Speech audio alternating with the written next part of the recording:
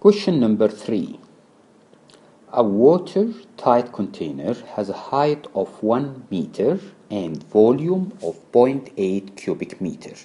It is filled with dry, clean gravel having specific gravity of 2.74.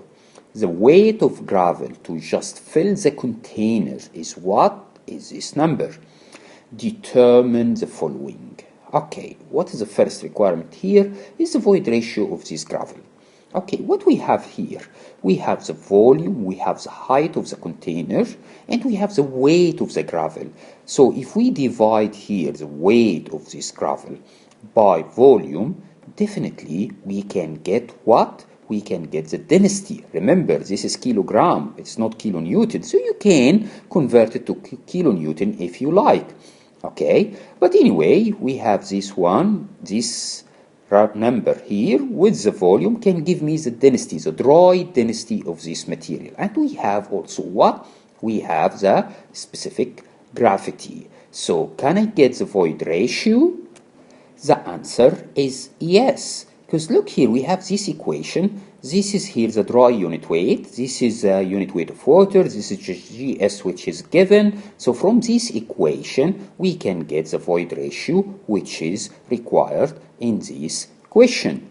Now, the second part of this question say, determine the height to which the water level would rise in the container if 150 liters of water is poured into the container.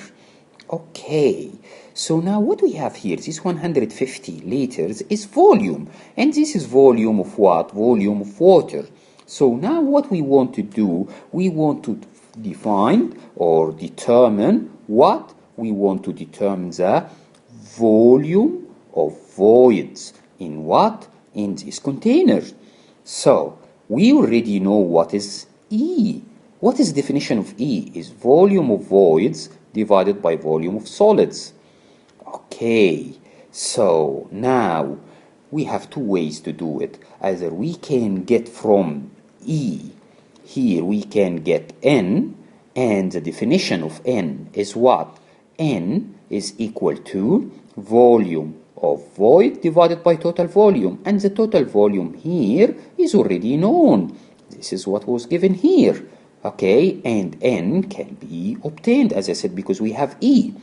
Okay, so we can get N from E, and then we can get the volume of voids, or we can determine the volume of solids, because we have the GS and we have the weight of solids, which is this number.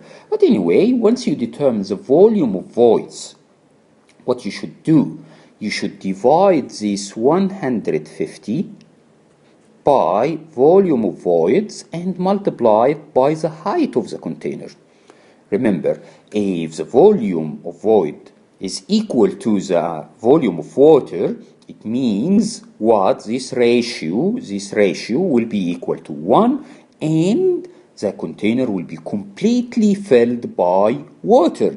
But if this 150 is about 50% of the volume of voids, so this ratio will be 0.5. It means what? It means the water will fill only half of the container.